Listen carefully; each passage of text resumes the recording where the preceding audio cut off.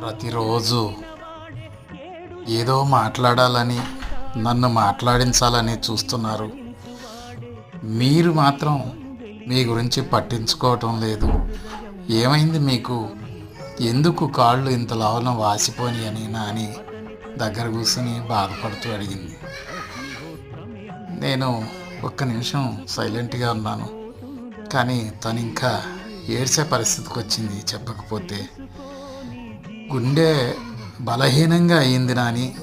ఇది చాలా సహజం, వయసు రీత్యా అందరికీ అవుతుంది అన్నాను. కానీ ఒక్కసారిగా ఏడ్చేసింది. ఏం చెయ్యాలి దీనికి అంది.